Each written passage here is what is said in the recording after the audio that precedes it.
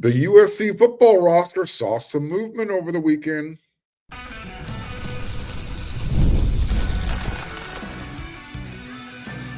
You are Locked On Trojans, your daily podcast on the USC Trojans. Part of the Locked On Podcast Network, your team every day.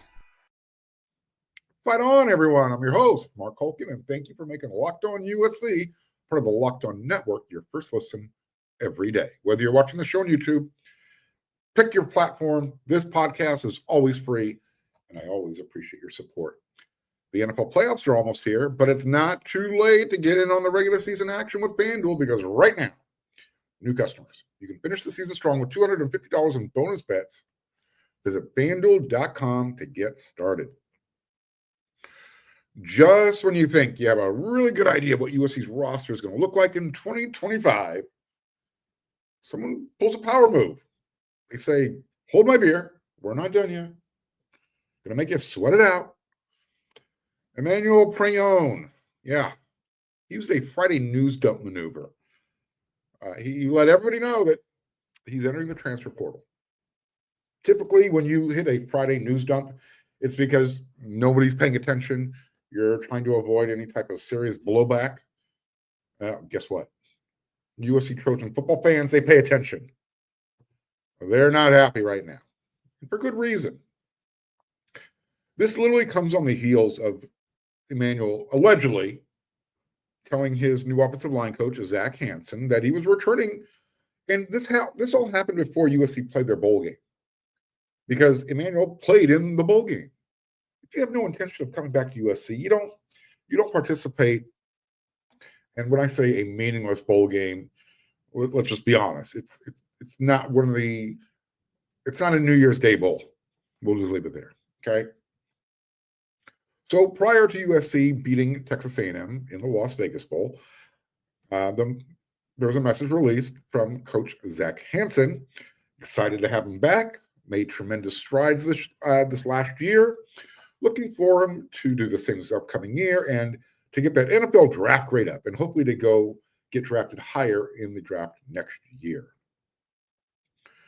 So he's coming back. We know that USC had to have taken care of him, because nobody in their right mind is going to play in a, finger quote, meaningless bowl game if you're not getting your NIL package renegotiated, which they did. So 1 week later, Pregnon is testing the NIL market, the transfer portal. According to one source, this person was told that it's not about NIL. There's something, quote unquote, weird with it. I'm just going to say whoever passed along that information was just passing along some information. I disagree.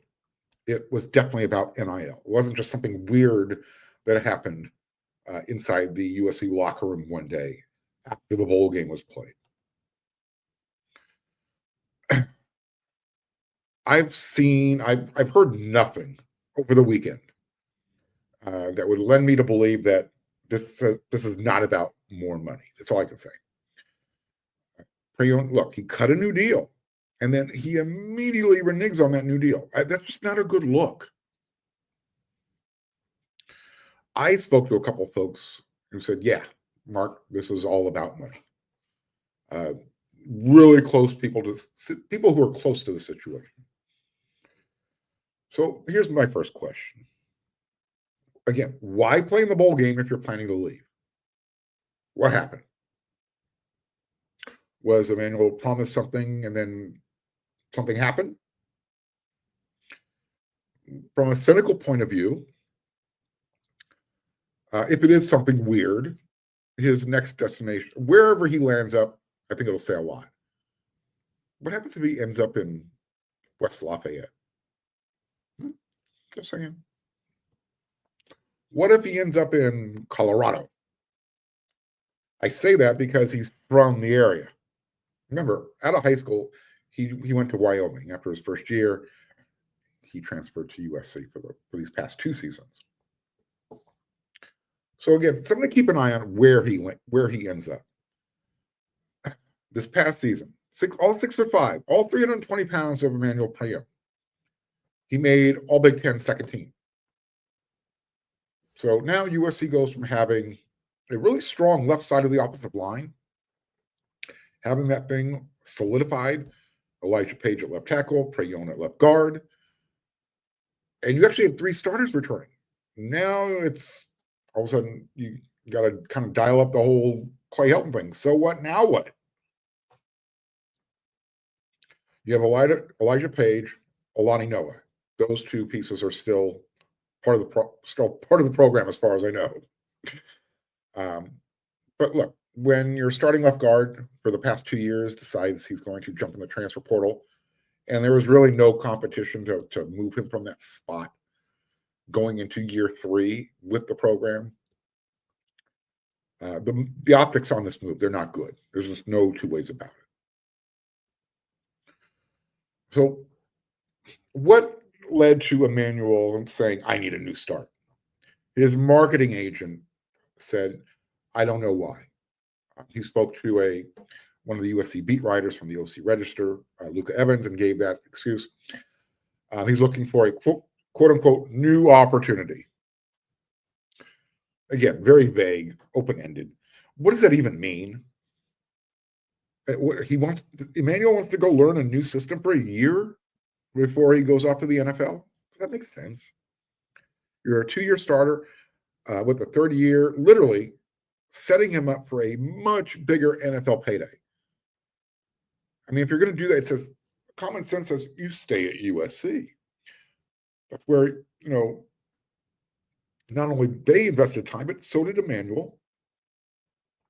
USC invested their time, money.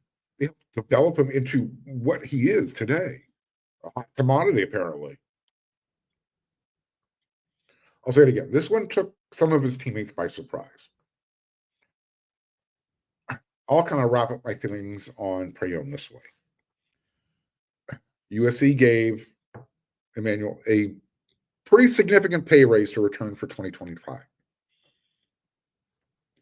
So I think the only explanation that makes any type of sense, if you think about it, for him jumping into the transfer portal is he wants to find out what is his value really worth. Maybe he's going to the NFL. Who knows? Again, forget that he came to USC from Wyoming, overweight, still learning the game. But it also took him a little bit of time to learn the offense, to learn the playbook. Remember his first year in 2023? He came along as the season went, but he looked sloppy in the beginning. Some of that had to do with weight. Some of that had to do with he didn't know where he was going, what he was doing. So again, going to a new program makes 0 sense. I can't understand that. He might get more money for 1 year somewhere else than at USC. But what happens then if he plays poorly in the new system? How does that affect his draft stock? And look, I'll come from a cynical point of view. What if USC did lowball him, with his value with their raise that they gave him? I mean, is it possible? I'm not saying this happened. I'm saying, is it possible that USC's draft grade that they gave Emmanuel was lower than it actually was? Kind of an inducement. Hey, stick around, come to USC for a year, and this is what we're going to give you, more than what you'll make in the NFL. Or, again, one other cynical way of looking at it, a contrarian point of view, giving Emmanuel the benefit of the doubt.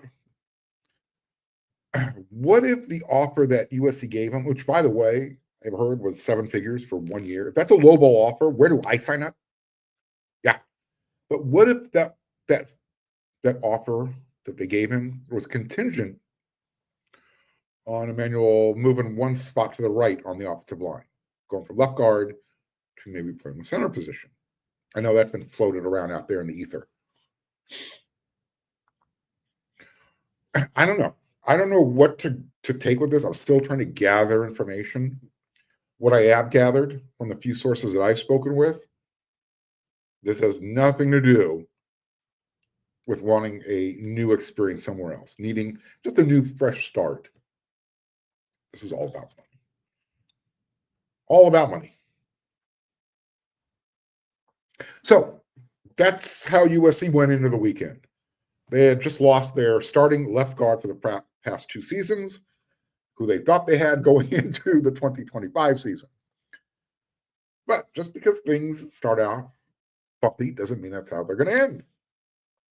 Look, all my everydayers who've been watching the show throughout the season, and I talk about recruiting all the time and the transfer portal all the time. It's a roller coaster ride. Recruiting is the F word. It's fluid. The transfer portal is like a roller coaster ride. It's coming and going. It's like Montezuma's revenge sometimes. My everydayers will understand that joke. All right. I'm going to talk about what went well over the weekend with USC, because they actually added some players to the roster as well. So talk about that next.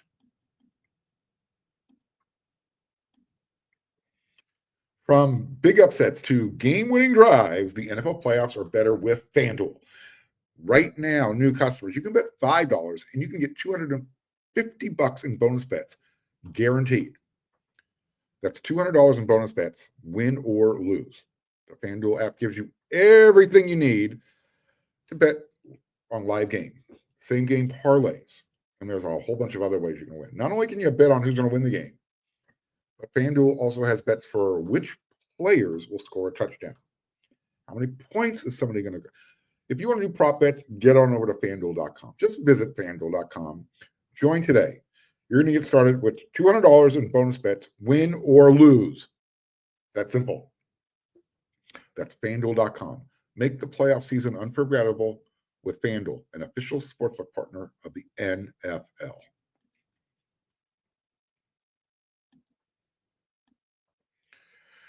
It wasn't a lost weekend for USC per se. I guess one way we could look at this, hey, here's a positive. USC traded their offensive line coach, offensive coordinator, Josh Henson, to Purdue for Emmanuel Pregnon's replacement. Like I said, would it be weird if Pregnon ended up in West Lafayette? He gives a lot of credit to his development to Josh Henson. Something to keep an eye on. On Sunday, the Trojans picked up another experienced interior offensive lineman. They also picked up an experienced running back out of the transfer portal. So 2 for 1. You lose Pregnon, you bring in 2. I'll get to the running back in a second here. Let's start up front. Let's talk about the offensive lineman that USC and Zach Hansen picked up from Purdue, former offensive lineman DJ Wingfield. 6'4", 316 pounds. He's originally from Southern California. And he attended Redondo Union High School. And then he spent 2 years at El Camino JC. After El Camino, he headed off to New Mexico for a couple of years. And then he's been a Purdue Boilermaker this past season. Last season, in 2024, started 12 games at right guard. 674 snaps on offense. Check it out, though. He's a little versatile. He can also play tackle. He started 9 games at right tackle for the New Mexico Lobos. That was in 2023. Excuse me. So you have Elijah Page. He's locked in at left tackle. You've got Alani Noah. He is your starting right guard going into year 3 in the program. I think most anticipate that the right tackle position, that is Tobias Raymond's to lose. Hayden Schrader, right? He's going to get a chance this spring to compete for the left guard spot. Don't forget about Justin Taumanu. I think he looked really comfortable when he was subbing in subbing in for Page in the Vegas Bowl at left tackle. When he got hurt, he came in. So does Justin stay in the backup role at left tackle, or does he challenge for a left guard spot? Plus, here's another thing. Coach Riley, Coach Hansen, they have to make sure they have the center spot worked out. So you're adding an experienced interior offensive lineman. I don't know if he can play center. I don't know if that's their intent with him. I do know this. I think USC made a pretty good offer to Wingfield because he was intending to make himself available to the 2025 draft. But because he was in the portal, USC said, hey, come take a visit. Let's talk. Now he's committed. No, he's signed. Excuse me. So you got an offensive lineman, someone with experience, someone who's versatile to play a couple of different positions. That's always a benefit. Is he coming in to be a starter? Probably not. He's going to have some competition. Guys who USC has recruited and continues to develop. So we'll see what Wingfield brings to the table. He'll be available for spring camp, obviously. But you got to like his size, right? 6'4", 320. That doesn't hurt. The question is he athletic enough to play guard for USC in USC's system? A lot of pulling. You got to have some really good feet. You got to be able to get out of that three-point stance quickly, find the guy you're supposed to engage with, and don't whiff. Yeah, well, anyways. So there's some good news on the offensive line. USC also added a running back. I mentioned that at the top of the segment. They kind of double dipped into the junior college ranks if you think about it. I mentioned that Wingfield spent a couple of years at El Camino JC. And Coach Riley, Anthony Jones Jr., they got another body for the running back room. This guy, right out of the JC ranks. He's a 2025 running back. His name is Waymond Jordan. He is actually committed to the University of Central Florida. He's played a couple of years at Hutchinson Community College in Kansas.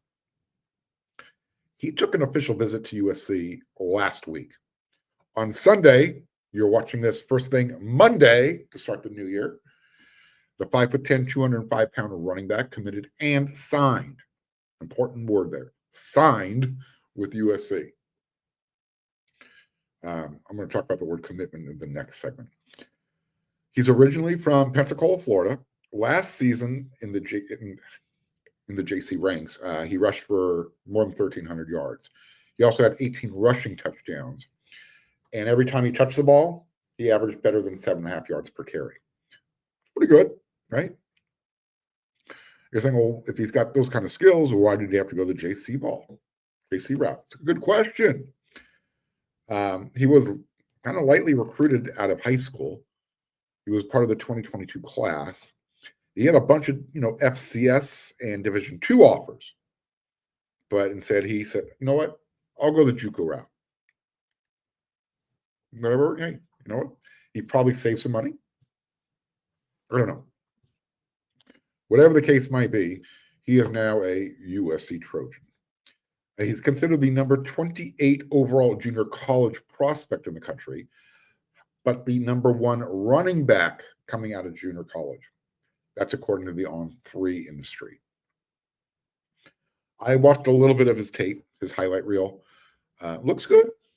He's got some good moves. Shows some burst through the hole, patient, fluid. And then you can tell that once he gets to that second level, he's running with some urgency, some effort. It's going to take the defender a little extra oomph to want to bring him down. Who was USC competing for his services? Well, they went like the top programs. He had offers from Utah State, Texas State, Toledo, North Texas. He had taken visits to Utah State, Toledo, and Western Kentucky. USC is getting his services. You would think if USC is the biggest name on his offer sheet, it makes sense. What doesn't make sense, or maybe you're wondering, well, why did USC go get another running back? Again, this guy has experience. He's played 2 years at the JUCO level. So and I'm saying, well, why does USC need a running back? You've got Brian Jackson returning. He looks like he's going to be running back 1A. You got Amarian Peterson returning. He was running back 1B in the Vegas Bowl. Those were your running backs. So don't forget, you already have a running back transfer in Eli Sanders, who's coming in from New Mexico. And then you got the two rookies, Harry Dalton and Riley Wormley, who are on their way. So again, why another running back? I think some are already speculating, and it makes sense that maybe the spring transfer window is going to shrink the room by one, maybe two. I think I would anticipate at least one running back out of that room saying, it's a little crowded. Till Lincoln, and Lincoln Riley has never, since he's been at USC, made the commitment that if the running game's working, we're going to go with it. Yes, USC had a 1,000-yard rusher this year with Woody Marks, but they could have actually done more with the running game this year. And I'm not going to rehash that. I'm just kind of saying that might be too many bodies in a room that doesn't have a commitment to the running game like you would expect to see at USC. In other USC transfer portal news, in case you were wondering, what's going to happen with the Branch brothers? Well, they made a decision. They're both going to go to Georgia. They were going to be a package deal. I wish them both good luck. I hope they're finding whatever they're looking for. I'll say this. It's not like Georgia is known for putting wide receivers in the league. They're not power players in the NIL world. So what transpired? Why did those two young men end up at Georgia? Obviously, I don't think it was for the money. I'm sure they're getting a nice package. Don't get me wrong. Is it more than what USC offered? Is it about playing time? Well, I don't know if we'll ever know. Maybe we will find out one day. And if I do, I'll let you know. But for the time being, Zachariah and Zion, they are now Georgia Bulldogs. Good luck. Fight on. Hope everything works out for you. One more segment to go.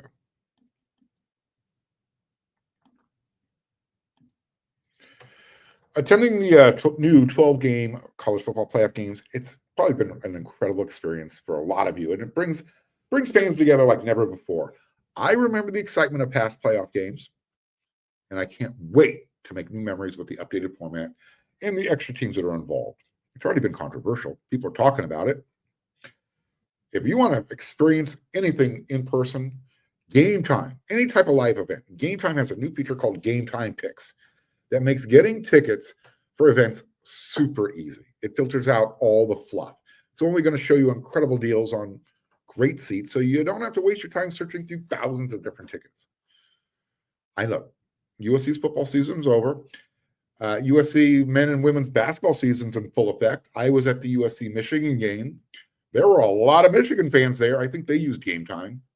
USC basketball fans start showing up. Anyways, you already know how much I love the Game Time's view the seat before you leave, before you check out. That feature actually shows you what you're going to see from your seat before you check out. Take the guesswork out of buying tickets for Game Time. Download the Game Time app. Create an account. Use code LOCKEDONCollege for $20 off your first purchase. Terms apply. Again, create an account. Download. Redeem the code LOCKEDONCOLLEGE for $20 off. Download Game Time today. Last minute tickets, lowest price guaranteed.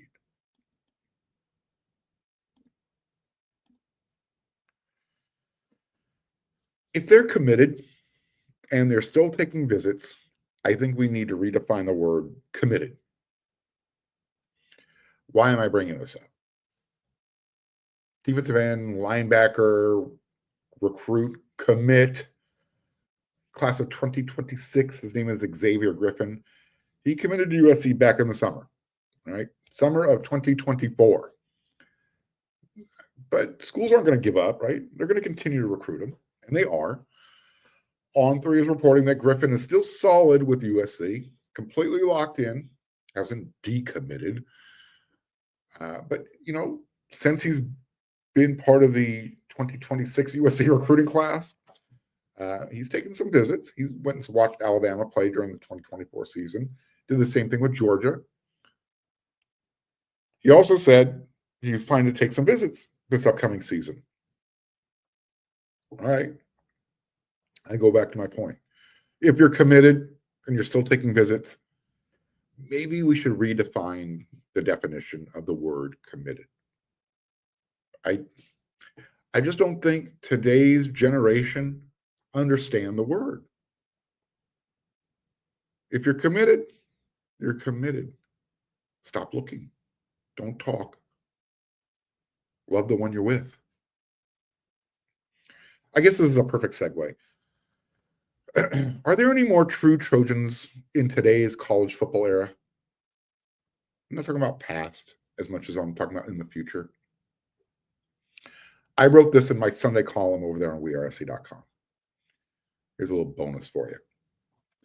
In today's constantly changing college football landscape, identifying and defining a true Trojan is becoming more and more difficult. USC has never put the players' names on the back of their football jerseys, and I have a feeling with NIL and the transfer portal, it'll keep that tradition alive. Have you ever asked yourself, what would some of the greatest Trojans to ever wear the cardinal and gold, what would they have done if they played in today's transfer portal era? I'm talking about guys like Marcus Allen, Ronnie Lott, Chris Claiborne, Matt Barkley, Matty Trojan, or Miller Moss. It's hard for me to conceive some of the truest of true Trojans, whatever that is, however you want to define that, literally contemplating and testing the NIL market, threatening to transfer. However, maybe I'm fooling myself. I think it would be foolish to believe that any of those guys wouldn't test the free agent market with the chance to make some life-changing money before they graduate college. Barkley stuck it out during the sanction years. However, name, image, likeness, it wasn't even born yet. So it does make you wonder, what would Matty Trojan do if he was playing for the Trojans today, if he had that opportunity, the transfer portal and NIL? Today's Trojans have changed. Even Miller Moss, who was born to be a Trojan, he's now a Louisville Cardinal. And I know that's a little bit of a unique situation. He lost his starting job. Does that mean you got to go somewhere else? It reminds me of the line from the movie McClintock, starring John Wayne. And there was a scene from the movie, the transfer of the Comanche Indian Nation. John Wayne's wife in the movie was played by Maureen O'Hara, says, quote, "It's sad these changing times." To which their daughter in the movie, she replied, "It isn't the times that are changing, Mama," end quote. Becky was right. The times haven't changed as much as the people have changed. The same can be said about college football. The game hasn't changed. The game hasn't changed that much since the days of, Marcus Allen, Ronnie Lott, or the sanction years that Matt Barkley endured. However, the people who are playing and the unwritten rules that govern the sport, they have changed. Those days of true Trojans enduring and fighting on, they're gone. And while each situation is unique, the majority of players that transfer are doing it for financial reasons. It's no longer about getting playing time and a chance to be developed into an NFL draft pick. Emmanuel Pregnon is a perfect example. Pregnon was set to start for the Trojans for the third year in a row, and before the bowl game announced he was returning. Now he's not. And most believe he's searching for a bigger payday than the one that was just negotiated. Some argue the transfer portal has ruined college football, while others say it's necessary and good. I'll argue that loyalty to a team and to your teammates and making the commitment to finish doesn't align with today's Trojans. Owen Bird is credited by USC as the one who came up with the Trojans nickname. And he said this back in 1929. The term Trojan as applied to USC means, to me, that no matter what the situation, what the odds, or what the conditions, the competition must be carried on to the end, and those who strive must give all they have and never be weary in doing so. Bird was never offered any money for choosing the name, nor did he ever ask for a trademark or a percentage. There are no more true fight-on Trojans today. Today's Trojans are defined by who USC can bribe to pretend to be true Trojans. So I'm going to ask you this. Let me end this segment and the show this way. And I know it's kind of a downer.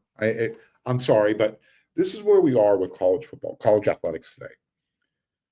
Are Jalen Smith, Jonah Monheim, Kobe Pepe, who almost left, Solomon Tuliaupupu, will these be the last high school to USC players that stay at USC 4 or 5, in Solo's case, 6 years, 7 years? Don't forget about Prophet Brown, Anthony Beavers Jr., Lake McCree.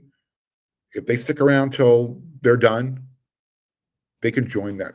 We'll call that a pretty exclusive club going forward. I don't know. What I do know is that Locked On USC will be back with another episode tomorrow. I'll have more updates on any type of transfer portal news, any recruiting news. Hopefully the instant reaction show I did over the weekend with USC's game against Michigan gets some more views. Go check that out. I'll say it again. USC basketball fans, do better. All right. USC football doesn't end, ever. Even during the offseason, there's always news. And that's why you make Locked On USC your first listen every day. And when you're done doing that, you're going to go check out Locked On College Football. Spencer McLaughlin, he'll take you through. And do not forget, you got to get over to WeAreSC.com. Scott Schrader's got a bunch of recruiting information going on right now. Eric McKinney's gathering team intel. I'm giving you my opinion pieces. Rich Rubin's covering the basketball team. And Chris Arledge, he's also got his musings. So until that next episode of Locked On USC, everyone, you know what to do.